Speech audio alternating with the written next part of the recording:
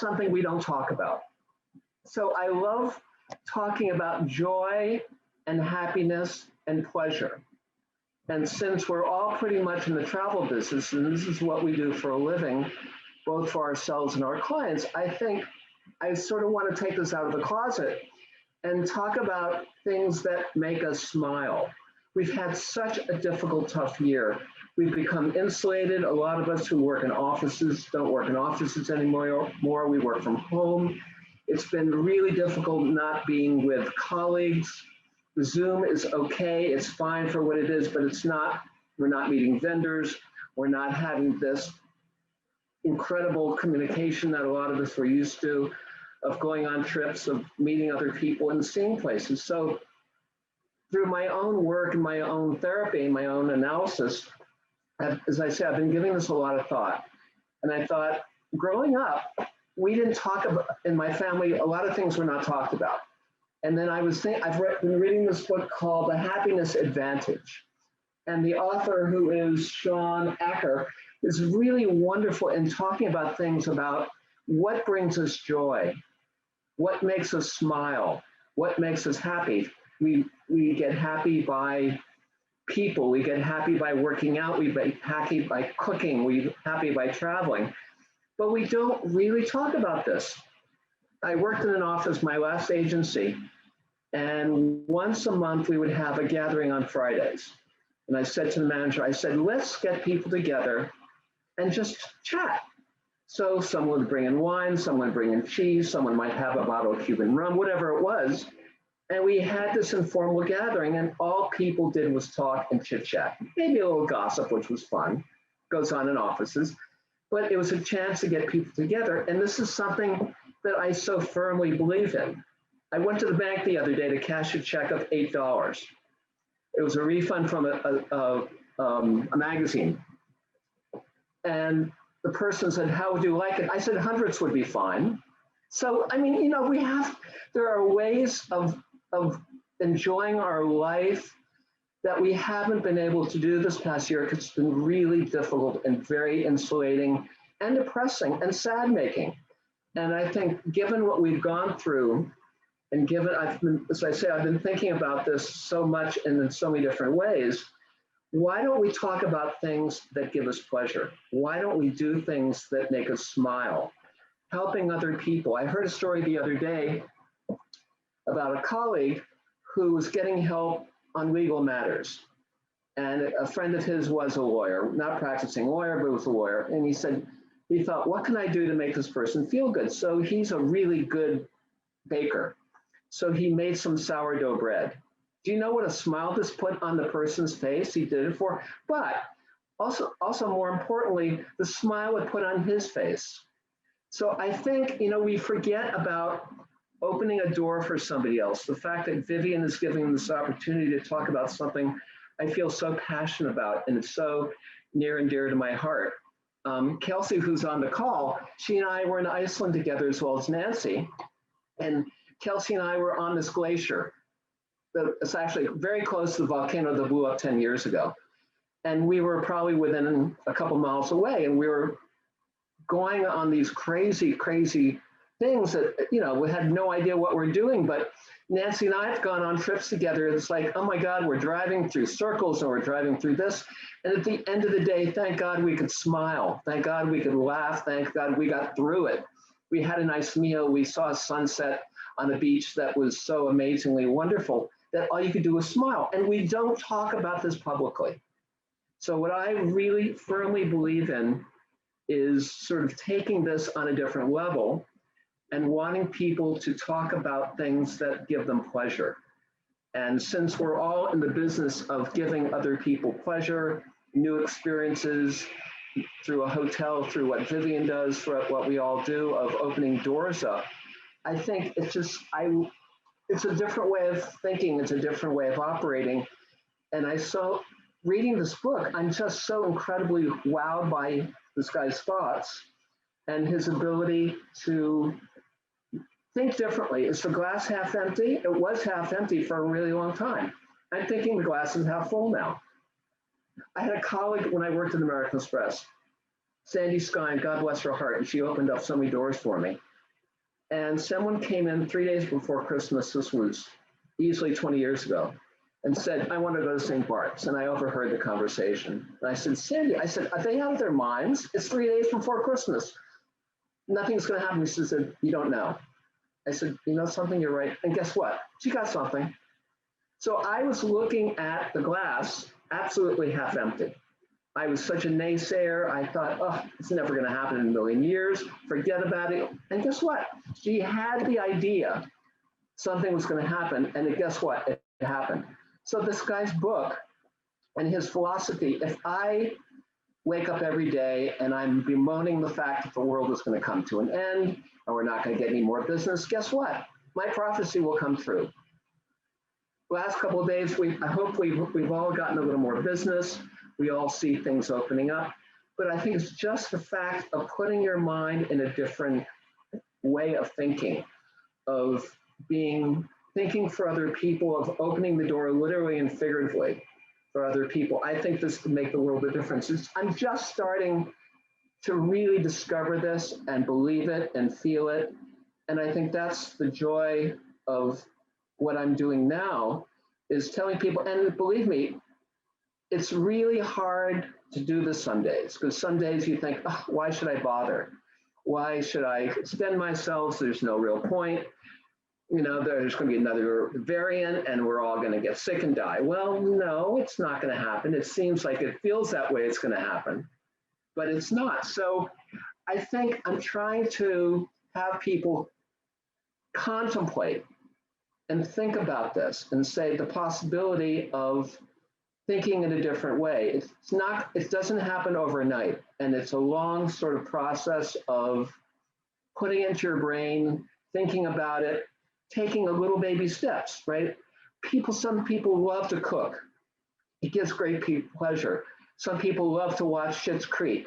Some people love to watch something that makes them smile. What gives us pleasure? What can we do for somebody else that's going to give them pleasure? So I just think I'm trying to develop this into not necessarily a business and not necessarily something, but a different way of thinking, a different way of contemplating the universe. It's very easy to be a naysayer. It's very easy just to think, this is going to it's not going to get any better. This is the end. But I don't know. I'm beginning to believe if you put your mind in a way that's more optimistic, more passionate, and more fun. We don't talk about fun. Oh my gosh, what do we all do for a living? Now, it's a lot of hard work. Things don't go well all the time. Certainly things happen. Airlines cancel flights, hotels overbook, people miss connections. We know all that, right? Guaranteed stuff is going to happen beyond our control. But the fun part, right? So I had clients who went to a hotel in Miami. They booked the least expensive room. Contacted the hotel rep and I said, is there any way you can do something for us? And lo and behold, I got an email from the client 2 days ago. They were upgraded to a 1-bedroom suite, ocean view. Now, was that luck? Absolutely. Was it a little being a little tough on my note, but I was under the feeling, I want something good to happen. And guess what? It's not going to happen all the time. Everybody's had experience of hotels not doing anything. Nancy and I have traveled and we've gone to places and there was a cookie or some little stupid amenity. And we looked at each other and thought, what's going on here? What are they thinking? How stupid can they be? Not everybody gets it. We want everybody to get it, but we have to put ourselves in a sense, in a mindset that, it's okay and it's going to be fun. And as I say, no one uses the F word. No one uses the fun word. And I'd like for us to think about contemplating this. Maury, I have a question for you, if I may. And sorry Sure. to interrupt you. I have a tremendous difficulty, right, in what is a baby step? I mean, how do you define a baby step for any one person? Because everybody's an individual. So Yeah. my baby step could be somebody else's giant step or vice versa. I also think that to motivate people, yes, it does have to come from you for sure. And some people are very self-motivated, right? I mean, that happens, and some people aren't, and some people are in the middle. But I Yeah, also think that if you belong to an organization, if you work for an organization such as you do, and there's some obviously in this call that do also, they work for a big company or at least medium-sized company. I think it's also up to the people that run, own, or manage that company to impart with motivation, absolutely. with positive thinking, because that's part of their responsibility, actually. Because when you're responsible for other people, which I am, I have employees, right? Which, by the way, I wish I didn't, because I am not very good at right. I think people read my mind, so I sometimes turn around and go, "So did you do this?" And they're like, "What?" Right? Because I never verbalized it. So I'm awful. I'm awful. But I stay really close, meaning in contact with my team, which are obviously they make me look good because I'm the face of the company. But honestly, it's all behind the scenes, right? It's all behind the scenes, and I adore them because they keep me sane. But I also feel that people who manage companies or in managerial positions or ownership positions should be reaching out, or should have certainly reached out through the course of this entire past year more than ever, right? I don't think it should take a pandemic for people to connect and reach Yeah. out and offer assistance or friendship or support. I don't believe in that. I believe it should be ongoing. Um, but what do you think is the responsibility Yeah, of no, the I think individual? it's very tricky because I think it all starts with one person, and it's a very cliche. And part of the philosophy of this book that the guy who I'm reading, and he does a lot with corporate America, and he worked with American Express and worked with banks and things, and he does sort of motivational speaking. And if when someone in a position doesn't have that passion and that interest and that help in wanting other people to succeed, to do well, and also to share, I think that's the thing about our business is that what do we do? We share information with each other. And I've certainly, we've all been in positions and in companies that some are more able to do it than others, right? And I think when a baby step for you, Vivian, would be completely different from a baby step for me. And thank God we're all different, right? But I think you sort of have to define what's right for you and certainly what works for you. And I've done this where I've presented myself in a situation and how I presented myself was completely different from the person who took it. And I got myself into trouble and I ended up saying, I'm sorry. Yeah, I didn't want to hurt you, but I did something that was misunderstood. So, communication is so key. You're absolutely right. And trying to inject someone with that sense of care, that sense of enthusiasm, and that sense of passion, right? Because we know work is hard, but we don't hear that work is fun. Who talks about this? Nobody.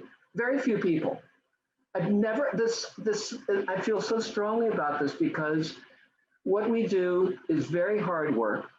It doesn't bring in so many great results all the times in terms of money. Sometimes it does, sometimes it doesn't. We do it because we love it. We do it because we feel strongly about it. We do because we have passion for it. It gives us, yes, we get perks. We get to travel. We get to meet people. We get a little bone thrown our way every now and then, which is terrific. But we do it because it's something that's so close to our bone. And it's so close to our heart that we're interested in other people and we're interested in learning about other cultures and not just going to a place and saying, oh, I stayed at a really nice hotel. I love it when someone says, I did Paris. Really? Check mark. I did Paris. How did you do Paris? Did you meet any Parisians? Did you go to a market? Did you go to a store that someone was speaking French and you didn't know what to do and or you got lost and you had to ask a soldier or someone like, I did Paris. So no, we don't do places, we experience them. And to experience them is to have this curiosity and enjoyment. And again, what's enjoyable? What's enjoyable for you, Vivian, might be completely different for what's enjoyable for me, which is fine. We've been on trips together and we share joy of people. We enjoy things that happen that don't necessarily happen automatically, and things that, that we're wanting A and B happens. Okay, it happens. Isn't that great? So I think it's a long-winded answer to your question, but I think it's all different for each of us. And to find that common ground of happiness and of joy is not so easy.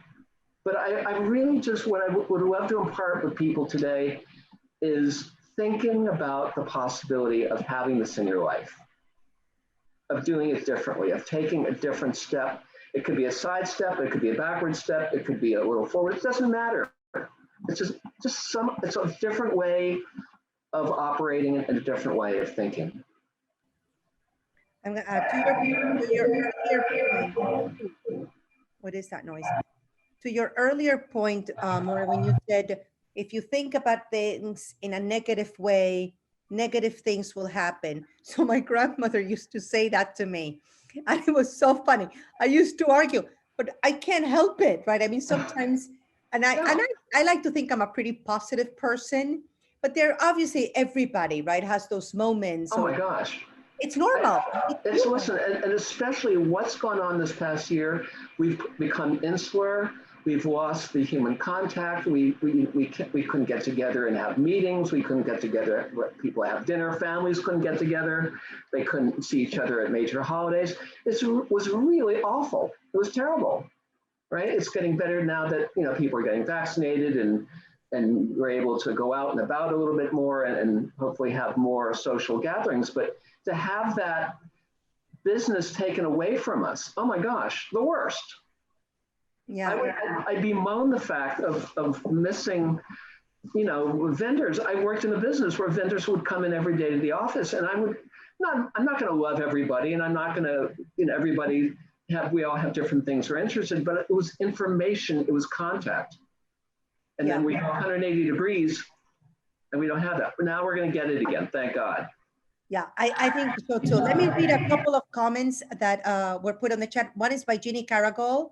I believe we all need to have empathy towards one another, walk in each other's shoes for the ability to understand other feelings. That is actually very interesting, Ginny, because it is easier said than done. And I also see a lot, and I think that most of you may agree with me, sometimes we judge so quickly and they never take into consideration, although we are in the travel business, right? That we do come from different backgrounds. And for example, I know I'm extremely direct, so much so that I have to sometimes apologize in advance and say, I know that I come across very harshly, but this is just culturally, this is how we are, right? And yes, I try to curb that, of course, but we're not known for diplomacy, okay? We're not. And oftentimes, and Nancy's smiling because you've been with me, you've traveled with me, and so have you, Nancy K, because there's two Nancys. I will say, especially when I'm very impatient, as you probably all know. I'm very like, okay, if I told you once, I told you twice, 3 times, I'm really gonna tell you now. I'm like, oh my God, because we all have limited time, right? I have to split my time between my business, obviously, which are my clients, and I'm in a middleman, right? I'm the middle person. I have you guys as my clients. I have my hoteliers, DMCs, villas, etc. as my clients, but also family time. And I have, as you probably, most of you know, I have one daughter, one child, and she takes precedence over everything or anything. Luckily, she's in university now, so she doesn't need that much. I did that already. So much time anymore. So she's much more independent now. But it is challenging. I think culturally, we're all very different, or most of us are. I think people living in New York can be very different from people in California, Leslie. Much more laid back, right? When we were together in Jamaica, Leslie's much more laid back and we're much more, hyperactive. So I think culturally it plays a big role. It plays a big role. And I think given what we all do, that having empathy and also being able to listen is really key, because a lot of us certainly have our own opinions where we'd like to send clients and what kind of things we're interested in. We want them to be interested in what we're interested. And, you know, that doesn't necessarily work, right? If clients came to me and wanted to go to Las Vegas, I'm clueless. I was there 15 years ago, and, you know, I have to ask my colleagues, what do you do there? And I can tell them to go to, you know, there's an A or B, but, you know, thank God we have colleagues who can do that. But you have to have that sort of key thing, be able to listen, which is really hard because sometimes you don't want to listen. You would just want to tell them where to go, literally and figuratively. And other times, you know, you think it's hard. But I think having empathy is absolutely key. I couldn't agree with you more. 100%, 100%. By the way, going back to the point of what defines a great travel advisor? So for me, and you know, I have my own travel advisor because when I travel for leisure, for pleasure, I don't plan my own journeys. You know, I work with someone who knows me very well. And the nice thing is, a travel advisor, an incredible travel advisor, are those that really, really know their client. There is nothing worse to me than someone saying, let's say I'm going to Timbuktu, okay? Oh yeah, the Four Seasons and the Belmont and okay, I'm done. And you know what? Listen, I travel very, very well. My travel advisor knows that there's really not a lot of limit in our budget, thank God. However, don't just give me what's easy. Do not do that. Particularly because I am very well traveled, as most of us are in this industry. I want you to think out of the box. I want you to present experiences that you know I'm going to like because they know me. They know what I like.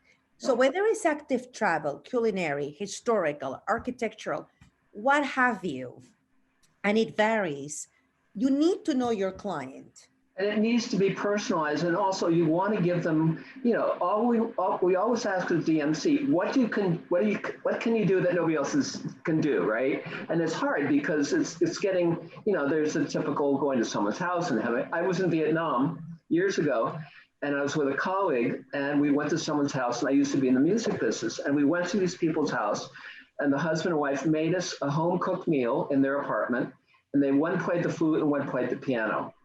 Wow. And so you have, when these experiences are personalized and close to your heart, and you ask a client, you know, would you like to have something that, and I was in Vietnam and we went to a museum and we met the man who was an Air Force pilot in the North Vietnamese Air Force, and he was trained in Russia. And he showed us a picture of coming to the United States and meeting the American major whose plane he shot down. I mean, and it gives me chills thinking about this, right? But when you have these personal experiences that are human and you're personalizing for yourself, for your clients, for whoever, you remember this only for the rest of your life, right? I was with Vivian on the fam trip and we were in Italy, and Vivian asked me if I drive a stick shift car. And I said, sure, I love stick shift cars. So we were in Verona, and I got to have this 1982 Alfa Romeo, which none of the things worked on it, you know, the speedometer, the odometer. And at the end of the day, I came to Vivian, I said, you know, you only gave me an experience that I'll remember the rest of my life. It was a convertible. It was a convertible, right? A red convertible. But you know what? Either you have something for yourself, you do it for someone else, right, and you personalize it and you give them, oh my God, you know, so all I did was smile. I'm in this red convertible. It was a beautiful day.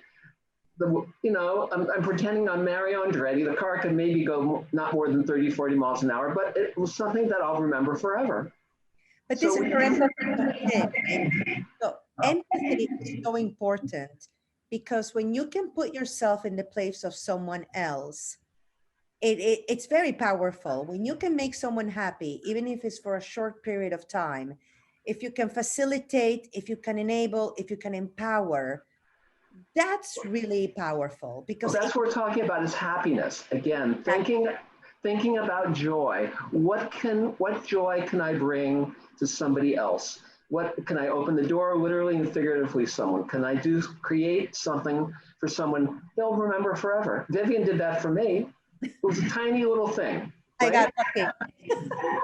But you know, I think this is what I think about a lot is joy and happiness and making someone smile. We didn't smile very much this past year. There weren't many reasons to smile. We read about people dying and politics and states being closed and you couldn't do this and you couldn't do that. And it was absolutely awful. And how we all got through it, knock on wood, we got through it, right? And we're getting through it. But now I think about the other thing. I think, what can we do that's fun? What can we create for somebody else that's going to be fun? What will be something they remember? So that's what I love to people think about. Thank you. Does anybody have any questions for Maury? Please put them on the chat, or you can unmute yourselves as a small group. Okay. Nancy, you're on mute, my love. Nancy, yeah, she needs to unmute. There, is that Here we better? go. Oh, wait. Okay, no, I've got to run and pick up my granddaughter and take her to lunch, but wonderful job, good inspiration, reimagine ourselves. Excellent. Thank you. Nice to see you.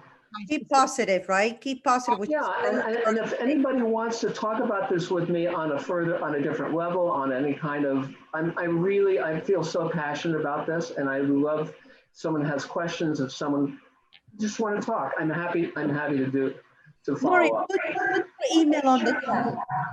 I have a lot of echo from you, Maury. Where's the chat? Oh, there's the chat. Okay, let me. Put your email in the chat. Okay.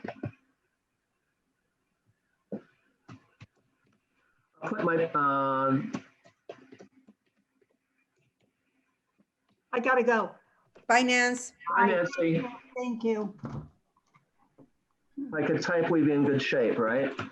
Yeah, you put it in the chat. Do you want me to put it for you? No, I got it. Thank you. All right. Free, long time no see. There we go. So if There it anybody is. wants to reach out to Maury directly, there is Please. his email at maury.newburger@protravelinc.com. All right, guys. So with Thank that, you we so wrap it up. much. Thank you, Maury, very, very much. Thank you for everyone that Thank joined. you for Have a being great here. evening, great afternoon. Thank you. See you again soon. Take care. Thank you. Thank you.